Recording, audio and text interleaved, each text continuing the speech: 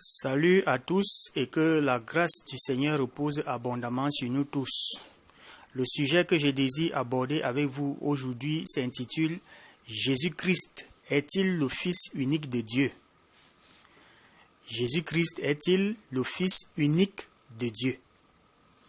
Le terme « Fils unique » est tiré du passage biblique de Jean chapitre 3, le verset 16 qui dit « Car Dieu a tant aimé le monde qu'il a donné son Fils unique, afin que quiconque croit en lui ne périsse point, mais qu'il ait la vie éternelle. » Je tiens tout d'abord à relever que le terme « Fils unique » n'est mentionné que dans le Nouveau Testament. Il n'existe pas dans l'Ancien Testament. Pour mieux nous situer par rapport à ce sujet, il est important de définir ce que c'est qu'un fils.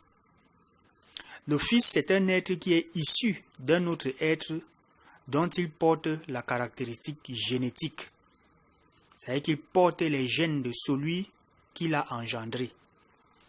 Et sur le plan spirituel, nous pouvons définir le Fils comme un être qui est la projection physique de Dieu, portant son image et sa ressemblance.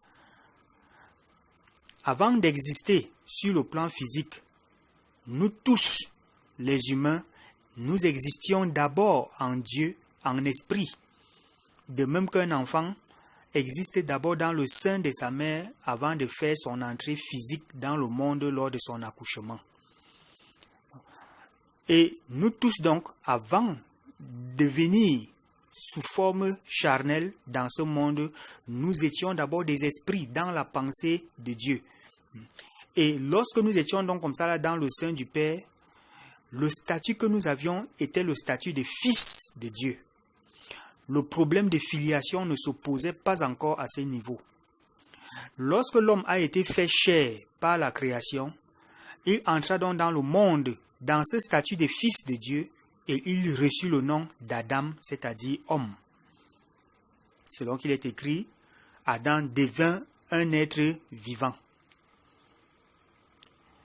Le but de Dieu était que la terre soit remplie de ses fils. Et cela devait se produire si Adam avait remporté la victoire sur l'épreuve au jardin d'Éden. Le but de Satan dans cette épreuve était d'effacer dans la conscience de l'homme la pensée de son identité de fils de Dieu. Il devait totalement éradiquer dans la pensée de l'homme le fait qu'il est fils de Dieu.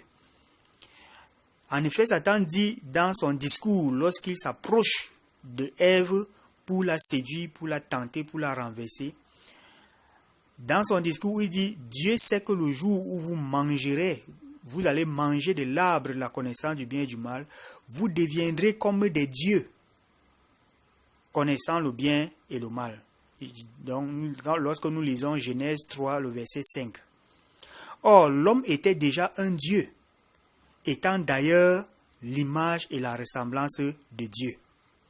Dieu a même d'ailleurs rendu ce témoignage à l'homme dans le livre de Psaume, chapitre 82, le verset 6, où Dieu dit « J'avais dit, vous êtes des dieux, vous êtes tous des fils du Très-Haut. » Mais le diable lui fit croire, il fit croire à l'homme qu'il n'était pas un dieu.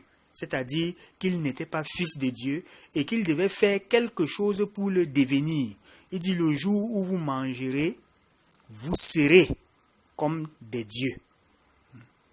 C'est ainsi donc qu'il a construit dans la conscience de l'homme la pensée que le statut de fils de Dieu était extérieur à lui et non intérieur. Et puisqu'il a amené donc l'homme à concevoir dans sa pensée que le statut de fils de Dieu est quelque chose d'extérieur, il fait donc croire en l'homme que ce n'est pas ses efforts qu'il doit chercher à conquérir, à s'approprier ce statut. Or, ce statut, c'est même son identité, c'est l'identité dans laquelle il a été créé. Il y a donc là une perte de révélation par rapport à son identité originelle. Et cet état de conscience, l'état de conscience donc dans lequel l'homme ne se souvenait plus de qui il est, l'homme était totalement séparé de sa véritable identité. Cet état donc de conscience devint donc la réalité dans laquelle l'homme fut introduit. Et depuis donc ce temps, depuis la chute au jardin d'Éden, jusqu'à la venue de Jésus-Christ, l'homme a vécu donc dans cette réalité. Une réalité dans laquelle l'homme vit dans une autre identité que sa véritable identité, et l'homme ne connaissait plus qui il était. Le statut donc de l'homme en tant que fils de Dieu a disparu de sa conscience et même de la conscience collective. C'est-à-dire qu'il n'y avait plus sur la terre des fils de Dieu, car l'homme avait perdu les marques de sa filiation, tant dans sa conscience que dans son physique. C'est-à-dire que l'homme avait perdu la nature de Dieu, ayant perdu ce qui en fait la caractéristique, c'est-à-dire l'amour, car il est écrit « Dieu est amour ». 1 Jean 4, le verset 8, où il est écrit « Celui qui n'aime pas n'a pas connu Dieu, car Dieu est amour ». Dieu est aussi esprit. Lorsque nous lisons Jean 4, le verset 24, où il est écrit « Dieu est esprit, et il faut que ceux qui l'adorent, l'adorent en esprit et en vérité ». L'homme avait donc perdu l'amour, car ayant perdu l'esprit qui répand l'amour dans nos cœurs. Romains 5, verset 5. Où il est écrit « Or, l'espérance ne trompe point, parce que l'amour de Dieu est répandu dans nos cœurs par le Saint-Esprit qui nous a été donné. » L'homme donc n'était plus capable d'aimer, par conséquent incapable de vivre la vie de Dieu. Pour Dieu, vivre, c'est aimer. Vivre pour Dieu, c'est aimer au quotidien. Aimer dans chaque action. Chaque action que l'on pose est un acte d'amour. C'est ça que Dieu lui appelle la vie. Si on ne peut pas aimer, alors pour Dieu, on n'est pas vivant, on est mort. Or, les morts sont appelés à disparaître. C'est pourquoi, lorsque Adam consomma le fruit, il se cacha et disparut de la vue de Dieu. Et Dieu, en parcourant le jardin le soir, s'est mis donc à le chercher. Il s'est mis à le chercher. Le Fils de Dieu était désormais caché. C'est la réalité dans laquelle nous vivons, dans une fausse identité, tandis que le Fils, c'est-à-dire le vrai nous, est caché à l'intérieur de cette fausse identité qui n'est que l'illusion de nous-mêmes, mais pas du tout nous-mêmes. De même qu'il chercha Adam au jardin d'Éden, de même aussi Dieu continue de chercher aujourd'hui les Adams, c'est-à-dire les fils de Dieu. Le plan de salut de Dieu pour l'homme consistait à le restaurer dans son statut originel et éternel de fils de Dieu. Or, l'homme ayant perdu la conscience de cette identité, il fallait que Dieu envoie un autre Adam, qui est la figure du premier Adam. C'est-à-dire un autre Adam qui porte tous les traits caractéristiques du premier Adam, qui est le prototype même de ce que Adam était au jardin d'Éden. Et ceci dans le but qu'il serve de miroir à l'homme, pour lui rappeler qui il est, afin que la vérité sur l'homme étant restaurée, que l'homme soit affranchi de la fausse identité et de ses caractéristiques qui sont donc le péché, les malédictions, la pauvreté et toutes ces choses négatives qui accablent aujourd'hui les hommes. Donc,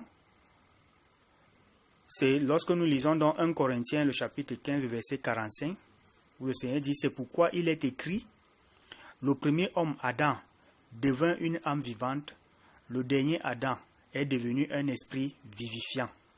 Donc, le dernier Adam, qui est donc Jésus-Christ, est donc venu comme un esprit vivifiant, et il vient et il porte donc comme ça là le nom de dernier Adam. C'est-à-dire qu'il est à l'image du premier Adam, c'est-à-dire que homme, selon l'image et la ressemblance de Dieu. Jésus-Christ est donc le dernier Adam qui est venu comme un miroir qui projette sur la terre le reflet de notre vraie identité. afin que quiconque croit, c'est-à-dire quiconque décide de vivre selon cette révélation de nous-mêmes, qu'il ne périsse pas, mais qu'il ait la vie éternelle. Lorsqu'on parle d'éternité, cela inclut aussi le temps que nous mettons sur la terre. Car certains pensent que l'éternité commence lorsqu'on quitte la terre, ce qui est faux, car l'éternité n'a pas de commencement ni de fin. Nous vivons ici sur la terre un épisode de notre éternité. Donc le temps que nous vivons sur la terre représente un épisode de notre éternité. Et lorsque nous allons quitter cette terre, nous allons entrer dans un autre épisode de notre éternité. Donc nous vivons dans l'éternité. L'éternité, ce n'est pas quelque chose qu'on va connaître plus tard. Nous sommes en plein dans l'éternité, mais dans un épisode de cette éternité-là. Lorsque Jésus arrive sur la terre, il n'y a donc personne qui porte la caractéristique de Dieu, qui est amour et esprit. Tous les hommes adorent Dieu par les efforts de la chair pour accomplir la loi de Moïse, qui est une loi de péché et de mort, une loi qui autorise l'homme à haïr son prochain, à rendre le mal par le mal, etc. Tout le monde adore Dieu. Jésus-Christ vient trouver que tout le monde adore Dieu, mais personne n'adore le Père. Jésus est le seul qui adore en esprit et en vérité, non pas le Dieu d'Israël, mais son Père. Tous les autres adoraient le Dieu d'Israël, que la Bible appelle encore l'Éternel des armées. Mais Jésus, lui, est venu pour adorer le Père. Il révèle donc ainsi la véritable identité de Dieu, qui est différente de celle que les Israélites connaissaient. Lorsque nous lisons Jean 1, le verset 18, il est écrit « Personne n'a jamais vu Dieu. Le Fils unique qui est dans le sein du Père est celui qui l'a fait connaître. » Ça veut dire, avant la venue de Jésus, personne ne connaissait Dieu dans son identité véritable. C'est-à-dire, personne ne le connaissait dans son statut de Père. Le statut de Père qui est donc le véritable statut de Dieu. En effet, donc, les Israélites le connaissaient comme l'Éternel des armées, c'est-à-dire le général de guerre. Mais le Fils le connaît comme le Père. Et il vient montrer donc aux autres fils que leur relation avec Dieu n'est pas celle d'un serviteur et son maître, mais celle d'un père et son fils. Car avant que Jésus-Christ ne vienne, la relation que les hommes avaient avec Dieu, c'était la relation maître-serviteur. Mais maintenant, en Christ, la relation que nous avons avec Dieu, c'est la relation père et fils. Il vient donc comme ça là montrer aux autres fils que leur relation, c'est une relation père et fils. Et non maître-serviteur. C'est pourquoi il leur apprend à dire Abba Père. Personne dans l'Ancien Testament n'a dit Abba Père. Personne dans l'Ancien Testament n'a appelé Dieu Père. Donc, remarquons donc que pour désigner Dieu, Jésus n'a employé aucun autre nom que celui de Père. Pour désigner Dieu, Jésus n'a employé que le mot Père. Et il fait donc savoir que l'adoration que le Père recherche se fait en esprit et en vérité. Nous lisons Jean 4, le verset 23 à 24, où il est écrit « Mais l'heure vient, et elle est déjà venue, où les vrais adorateurs adoreront le Père en esprit et en vérité, car ce sont là les adorateurs que le Père demande. Dieu est esprit, et il faut que ceux qui l'adorent, l'adorent en esprit et en vérité. » En esprit, c'est-à-dire par le principe d'amour, car l'amour est non seulement l'identité de Dieu, mais aussi sa semence en nous. En vérité, c'est-à-dire que seuls ceux qui ont retrouvé la vérité sur eux-mêmes peuvent adorer le Père. Et ça donc adorer en esprit et en vérité. Donc, lorsque Jésus-Christ vient, personne sur la terre n'adore le Père en esprit et en vérité. Tous adorent Dieu par l'observation de la loi. tous adorent par l'observation de la loi. Jésus a donc existé en tant que Fils unique tout le temps qu'il a passé dans son corps physique sur la terre, car il était le seul qui vivait la vie d'amour. Le Saint-Esprit n'était pas encore répandu sur les hommes pour leur donner la capacité de vivre cette vie. Par conséquent, seul Jésus-Christ portait donc le statut de Fils de Dieu. C'est pourquoi donc la Bible l'appelait le Fils unique de Dieu. Mais lorsqu'il est donc retourné au ciel et que son nom a été glorifié, ce statut de Fils unique a donc cessé, car le Saint-Esprit est descendu pour engendrer plusieurs autres fils à l'image du Seigneur Jésus-Christ. Il n'est donc pas demeuré Fils unique, car à travers lui, plusieurs autres personnes, plusieurs hommes ont retrouvé leur statut originel de Fils de Dieu. Le statut que nous tous nous avions au commencement, le statut que nous tous nous avions lorsque nous étions dans la pensée du Père, lorsque nous existions en esprit dans le sein du Père. Jésus-Christ est venu nous donner l'opportunité, la capacité de retrouver cette identité. Et ayant retrouvé dans cette identité, nous devenons donc des fils d'adoption. Donc Jésus n'est plus l'unique fils, mais il y a maintenant plusieurs autres fils. Le statut que Jésus a donc maintenant est celui de premier-né parmi plusieurs frères, selon qu'il est écrit dans Romains 8, le verset 29. Car ceux qu'il a connus d'avance, il les a aussi prédestinés à être semblables à l'image de son Fils, afin que son Fils fût le premier-né entre plusieurs frères. Il est donc le Fils aîné dans la famille de Dieu. Et nous tous qui portons son esprit, nous sommes ses frères cadets. Car tel il est, tel aussi nous sommes sur la terre. Alors, Jésus-Christ est-il le Fils unique de Dieu? Je réponds non. Cela était vrai lorsqu'il était en chair sur la terre, mais maintenant, ça ne l'est plus. Donc, voilà en quelques mots ce que je peux donner comme édification, comme contribution à ce partage, à cette méditation.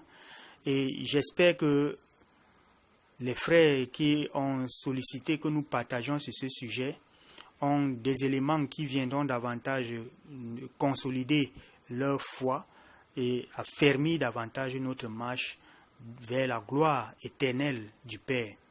Donc, vous pouvez donc retrouver la version écrite, le texte de ce partage sur ma page Facebook 7e alerte.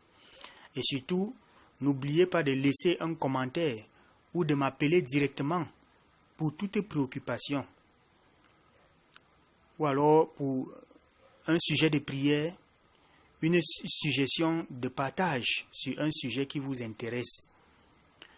Bien, donc sur ce, je vous donne rendez-vous au prochain partage qui parlera de la nouvelle naissance en Christ. Que Dieu vous bénisse. Restons attentifs à la 7e alerte. Gardons la 3x7 attitude. Shalom.